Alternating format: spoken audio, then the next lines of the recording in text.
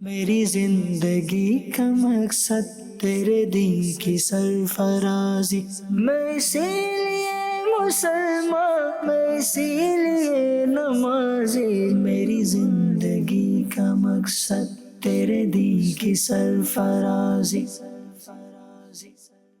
الحمدللہ رب العالمین والصلاة والسلام علی سید الانبیاء والمرسلین، اما بعد فاعوذ باللہ من الشیطان الرجیم، بسم اللہ الرحمن الرحیم۔ مدنی چینل کے ناظرین، آپ دیکھ رہے ہیں پروگرام اسلامی زندگی۔ اللہ پاک کے آخری نبی مکی مدنی صلی اللہ تعالیٰ علیہ وآلہ وسلم نے ارشاد فرمایا، جو مجھ پر ایک بار درود پڑھتا ہے اللہ پاک اس پر 10 رحمتیں نازل فرماتا ہے۔ صلو علی الحبیب صلی اللہ تعالیٰ علی محمد صلی اللہ تعالیٰ علیہ وآلہ وسلم۔ اللہ پاک نے ہمیں زندگی عطا فرمائی اور اسے گزارنا کیسے ہے یہ بھی ہمیں نبی کریم علیہ السلام کو بھیج کر سکھایا۔ قرآن مجید اللہ پاک نے ہمیں عطا فرمایا کہ جس میں زندگی گزارنے کا طریقہ کار موجود ہے۔ پیارے نبی علیہ السلام کی ذات پھر ہمارے سامنے موجود ہے کہ آپ نے ہمیں عمل کر کے دکھایا کہ کس انداز سے ہمیں زندگی گزارنی ہے، ہماری گھریلو زندگی کس طرح سے ہو، ہمیں باہر کے معاملات کیا ہوں، ہر چیز کو ہمیں پیارے نبی علیہ السلام نے پریکٹیکلی کر کے دکھایا ہے۔ تو جو ان چیزوں کو فالو کرتا ہے وہ کامیاب ہوگا، یہاں دنیا کی زندگی میں بھی کامیاب ہوگا اور آخرت میں بھی کامیاب ہوگا۔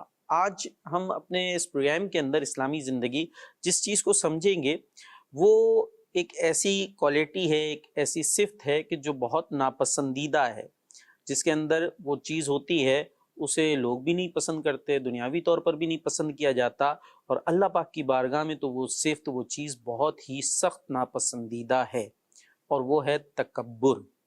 تکبر کے مذمت کے حوالے سے ہم سنیں گے، اور ساتھ میں ہم سب کو یہ غور کرنا چاہیے کہیں ایسا تو نہیں ہے کہ ہمارے اندر بھی یہ تکبر موجود ہو۔ دیکھیے، یہ تکبر ہے یا حسد ہے یا اور کئی باطنی بیماریاں ہیں، یہ ان کو ڈیزیز کہہ سکتے ہیں ہم، باطنی بیماریاں، یہ انسان کے اندر پیدا ہو جاتی ہیں جیسے اور بیماریاں بھی ہوتی ہیں۔ اب بخار کوئی جان کے تو نہیں چاہتا میں بخار ہو جائے، اور بھی انسان کے اندر بعض اوقات ایسی ہڈن ہوتی ہیں، چھپی ہوئی ہوتی ہیں، بلڈ پریشر ہو جاتا ہے، شوگر ہو جاتی ہے، تو کوئی پسند تو نہیں کرتا، یہ چاہتا تو نہیں ہے یہ بیماری ہو جائے، لیکن ہو جاتی ہیں۔ جب ہو جاتی ہے تو پھر آدمی اس کا علاج کرتا ہے، اس کو ٹھیک کرنے کی کوشش کرتا ہے۔ تو اسی طریقے سے یہ باطنی بیماریاں بھی ہیں جو انسان کے اندر جڑ پکڑ لیتی ہیں۔ اب جب جڑ پکڑ لے تو ضروری ہے کہ ہم سمجھیں کہ کہیں میرے اندر یہ بیماری ہے تو نہیں۔ جیسے یہ دیگر ڈیزیز ہیں جو جسمانی ہیں، ان کو ہم لیبارٹری میں ٹیسٹ کرواتے ہیں تو پتہ چل جاتا ہے بھائی یہ بیماری ہے، تو پھر ہم علاج کرتے ہیں۔ تو جس طریقے سے اس کی کچھ سمٹمز ہوتی ہیں ان کے ذریعے پتہ چلتا ہے یا لیبارٹری ٹیسٹ سے پتہ چلتا ہے، اسی طریقے سے یہ جو بیماریاں ہیں، تکبر ہے، حسد ہے، اس طرح کی جو بیماریاں ہیں، یہ بھی کچھ اپنی علامات رکھتی ہیں جن کے ذریعے ہم یہ پتہ کر سکتے ہیں کہ کہیں ہم تو اس کا شکار نہیں ہو گئے، کہیں ہمارے دل میں تو تکبر نہیں پیدا ہو گیا ہے، ہمارے دل میں تو حسد نہیں آ گیا ہے۔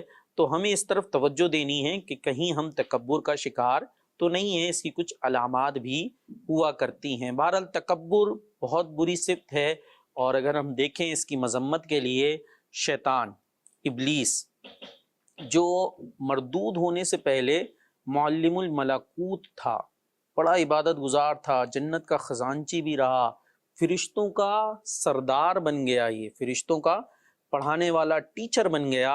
اچھا، یہ بیسکلی فرشتہ نہیں تھا بلکہ جنات میں سے تھا، لیکن اپنی عبادت کی وجہ سے، اپنی ریاضت کی وجہ سے، اپنے علم کی وجہ سے یہ فرشتوں کا بھی استاد بن گیا۔ اب یہ جو فرشتوں کا بھی ٹیچر ہے، یہ کیسے راندہ درگاہ ہوا؟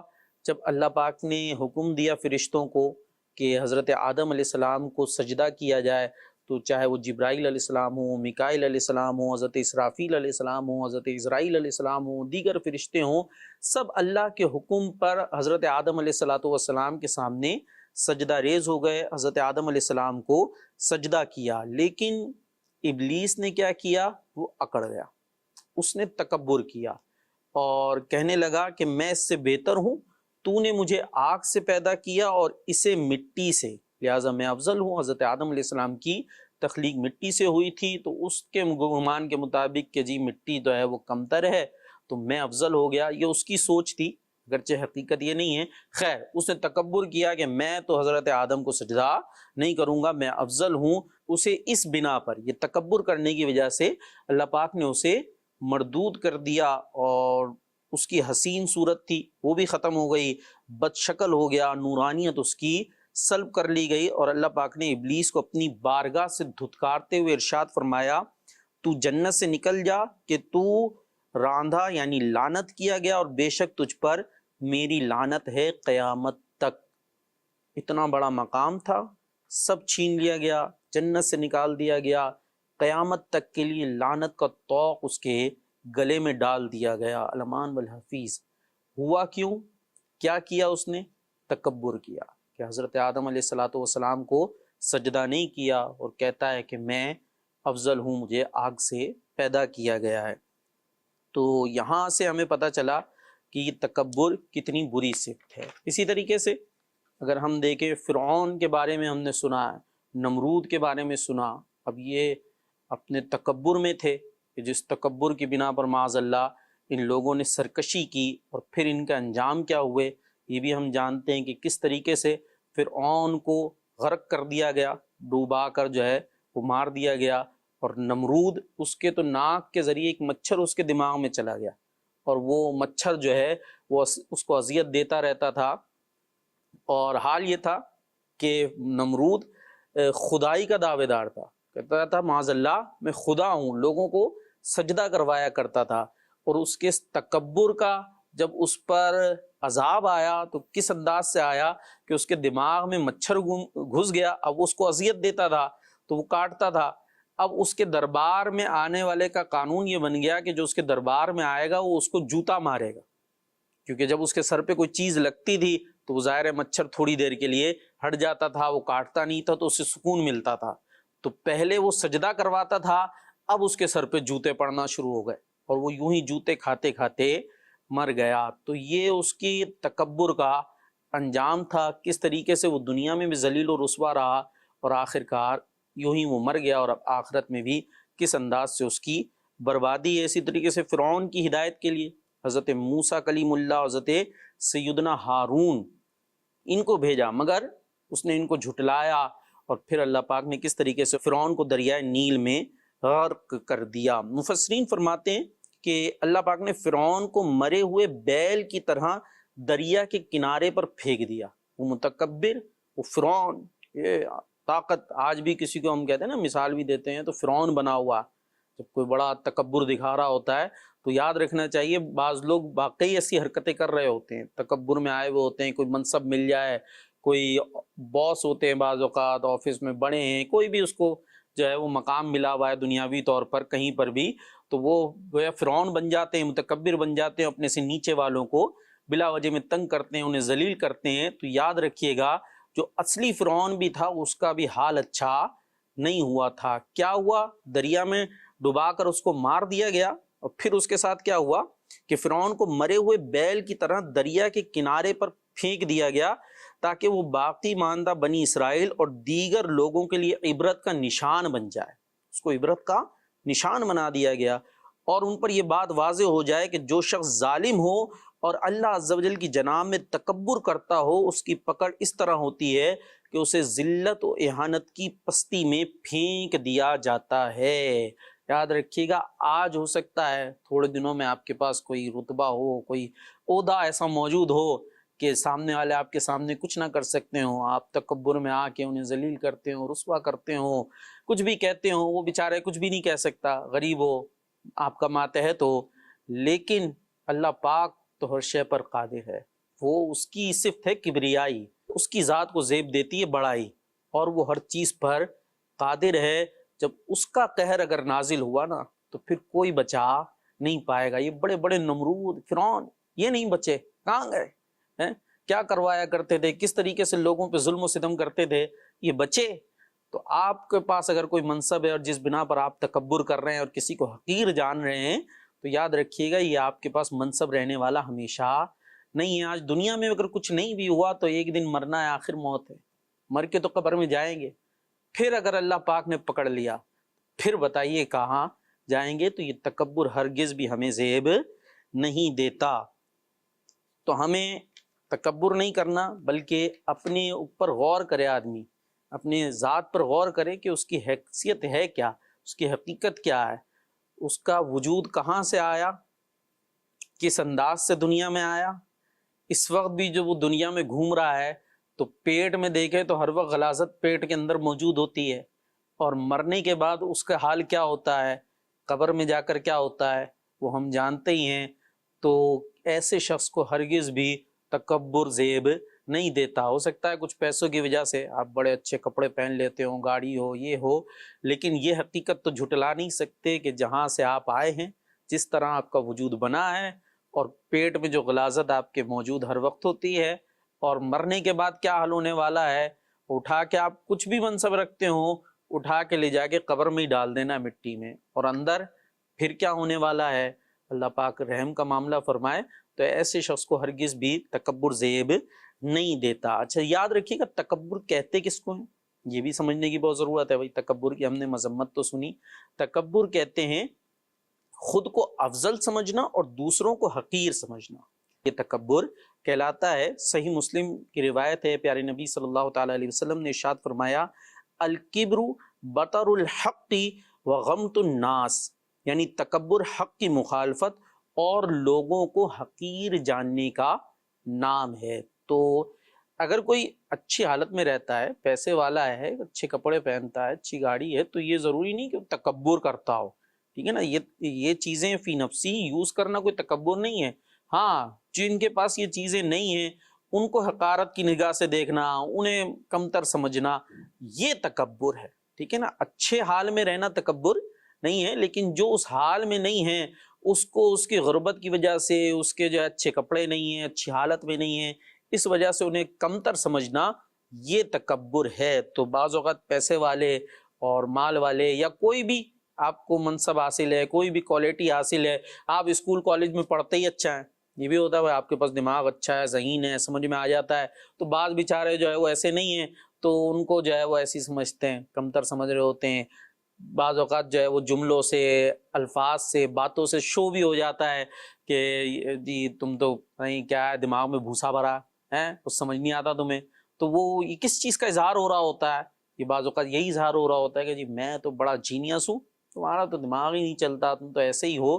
تو اللہ پاک نے آپ کو یہ نعمت دی ہے، اس پہ شکر ادا کریں. اگر کسی کے پاس کم ہے تو اس کو لعنت ملامت کا شکار نہ بنائیں، اس پہ طعن و تشنیع نہ کریں، اس کو اس طرح کے جملوں سے ایذا نہ پہنچائیں، اسے حقیر اور کمتر نہ جانے. تو اب بہت ساری چیزیں ہو سکتی ہیں یہاں پر دوسروں کو حقیر سمجھنے کے لیے.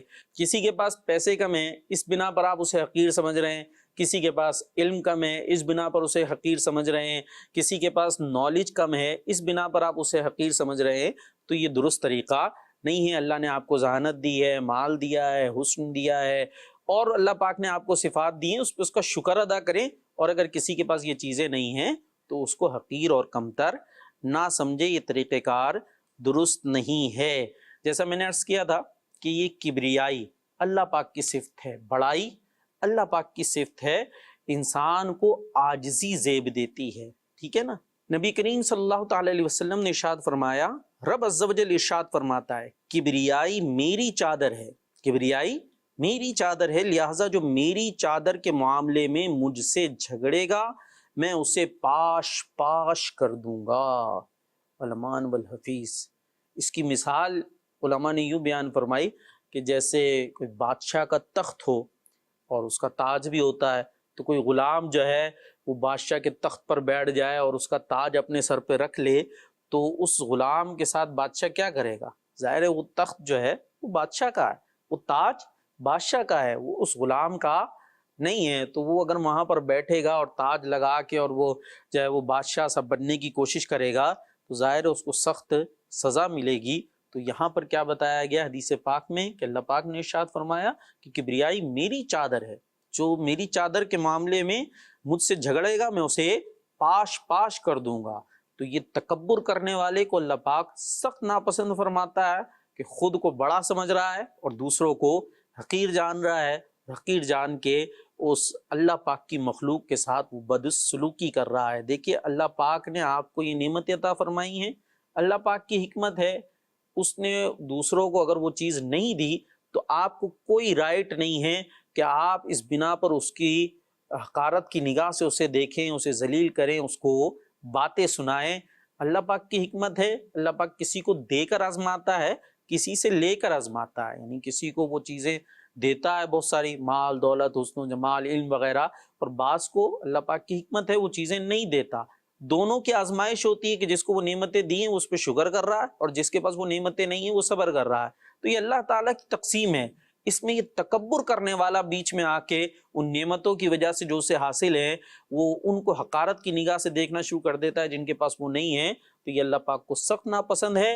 یاد رکھیے گا، حدیث پاک ذہن میں رکھیں کہ اللہ پاک نے ارشاد فرمایا جو میری چادر کے معاملے میں مجھ سے جھگڑے گا میں اسے پاش پاش کر دوں گا۔ مفتی احمد یار خان نعیمی رحمۃ اللہ تعالی علیہ فرماتے ہیں رب تعالیٰ کا کبریائی کو اپنی چادر فرمانا ہمیں سمجھانے کے لیے ہے کہ جیسے ایک چادر کو دو نہیں اوڑھ سکتے، یوں ہی عظمت اور کبریائی سوائے میرے دوسرے کے لیے نہیں ہو سکتی۔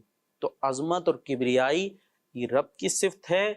آپ کے پاس کوئی نعمت موجود ہے تو اس کی بنا پر خود کو بڑا سمجھ کر لوگوں کو حقیر سمجھنا یہ ہرگز بھی آپ کو زیب نہیں دیتا۔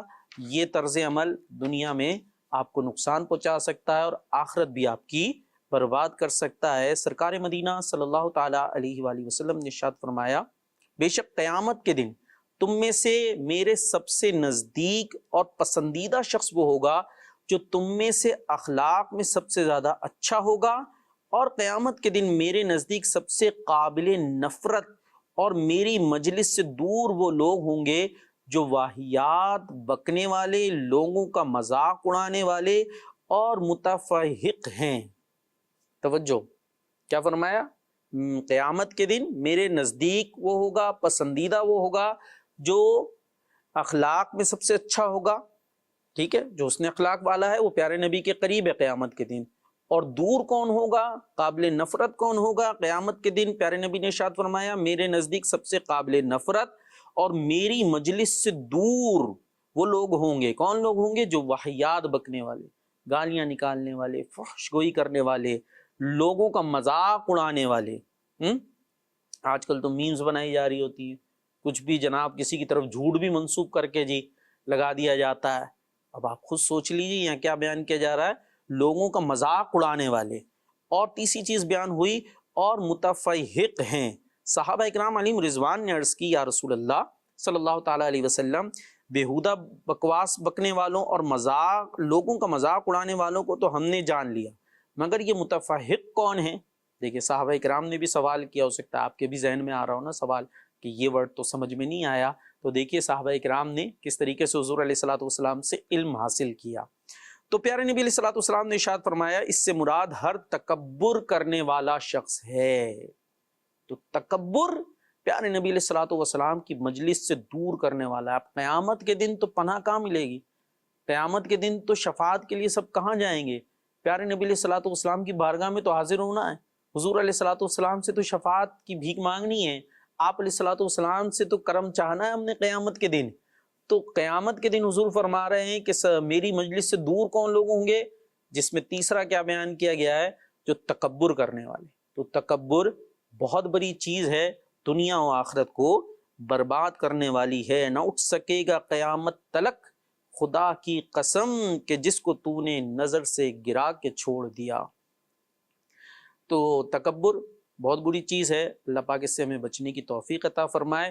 ہم اپنے بزرگان دین کو دیکھتے ہیں تو وہ تکبر نہیں کرتے بلکہ عاجزی اور انکساری اختیار کرتے ہیں، ٹھیک ہے نا، اور ہمیں بھی عاجزی اور انکساری اختیار کرنی چاہیے۔ حضرت امام حسین رضی اللہ تعالیٰ عنہ، کیا آپ کا منصب ہے، کیا آپ کا مقام ہے، اللہ اکبر، ہمارا تو کیا مقام ہوگا، ہمارے پاس کیا یہ تھوڑی بہت چیزیں اگر موجود ہیں تو اس کی بنا پر تکبر کرنا۔ امام حسین رضی اللہ تعالیٰ عنہ، آپ کا تو مقام اتنا عالی شان، لیکن آپ کا گزر چند مسکینوں کے پاس سے ہوا، انہوں نے آپ کو اپنے پاس کھانے کی دعوت دی، اے ابو عبداللہ آپ بھی غذا کھا لیجئے۔ وہ مسکین بیٹھے ہوئے کچھ کھا رہے تھے تو امام حسین رضی اللہ تعالیٰ عنہ اپنی سواری سے اتر پڑے اور انہی مسکینوں کے ساتھ وہیں پر بیٹھ گئے اور بیٹھ کر وہاں پر ان کے ساتھ کھانا شروع کر دیا اور فرمایا کہ بے شک اللہ مغروروں کو پسند نہیں فرماتا۔ مغروروں انہی کے ساتھ بیٹھ گئے اور کھایا آپ نے اور ان کے ساتھ کھانا شروع کر دیا۔ جب کھانے سے فارغ ہو گئے تو پھر ان مسکینوں کو فرمایا کہ اب تم میری دعوت قبول کرو۔ پھر ان مسکینوں کو دعوت دی اور اپنے ساتھ لا کر آپ نے ان کو کھانا کھلایا۔ تو یہ عاجزی کی علامت ہے کہ وہ مسکین غریب اگر دعوت دے رہے ہیں تو یہ نہیں میرے کپڑے خراب ہو جائیں گے، یہ ہو جائے گا، یوں نہیں، بلکہ آپ ان کے ساتھ ہی بیٹھ گئے اور ساتھ بیٹھ کر آپ نے کھانا کھایا اور پھر ان کو دعوت دے کر آپ اپنے گھر پر لے کر آئے اور ان مسکینوں کو بھی کھانا کھلایا۔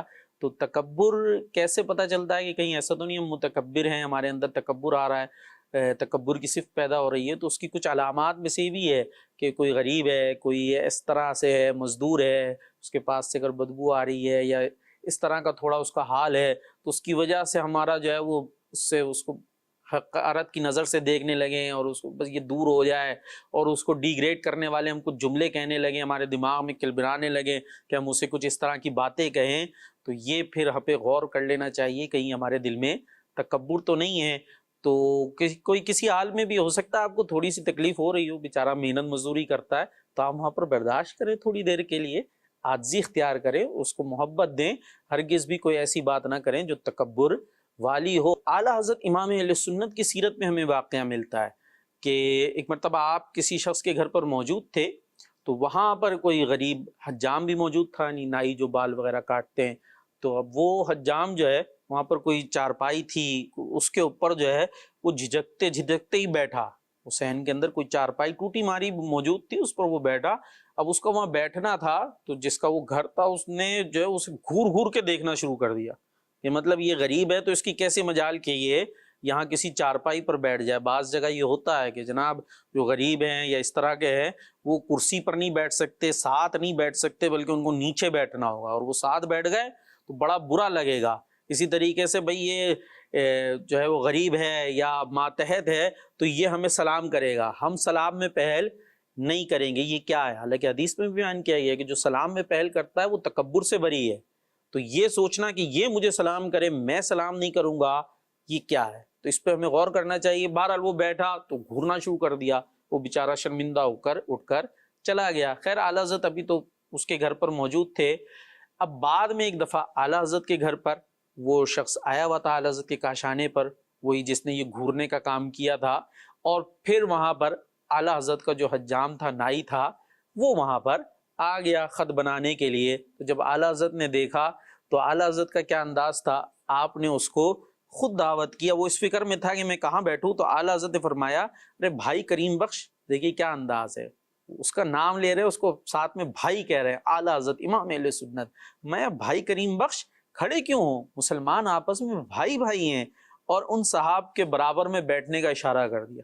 وہ صاحب تو کسی کو بیٹھا نہ دیکھ سکے غریب آدمی کو، اور یہاں تو اعلیٰ حضرت نے ان کے برابر میں ہی بیٹھنے کا اشارہ کر دیا۔ اب وہ بیٹھنا تھا تو وہ اس کی حالت ایسی ہو گئی جیسے سانپ نہیں پھنکار رہا ہوتا غصے سے، تو یہ حالت ہو گئی، اور وہ تھوڑی دیر میں اٹھ کر وہاں سے چلا گیا۔ تو اس طرح کا انداز کیا ہے کہ تکبر ہے۔ تو ایسی بہت ساری چیزیں ہوتی ہیں جو ہمارے دلوں میں آ جاتی ہیں، جو تکبر ہوتی ہے۔ تو اس تکبر سے خود کو بچانا ہے اور اپنی حقیقت پہ آدمی غور کرے کہ میں کیا ہوں۔ جب آدمی اپنی حقیقت پر غور کرے گا اور مرنے کے بعد کے مراحل کو غور کرے گا اور یہ دیکھے گا کہ یہ جو کچھ میرے پاس موجود ہے یہ حقیقت میں میری کوئی ذاتی کوشش اور کاوش کا نتیجہ نہیں ہے، محض رب کی عطا ہے۔ جب رب کی عطا پہ توجہ ہوگی تو دل کے اندر تکبر نہیں آئے گا اور عاجزی اور انکساری پیدا ہوگی۔ اللہ تبارک و تعالی ہمیں تکبر سے بچنے کی توفیق عطا فرمائے۔ صلو علی الحبیب صلی اللہ تعالی علی محمد صلی اللہ علیہ وسلم۔ میری زندگی کا مقصد تیرے دین کی سرفرازی، میں اسی لیے مسلمان، میں اسی لیے نمازی، میری زندگی کا مقصد تیرے دین کی سرفرازی۔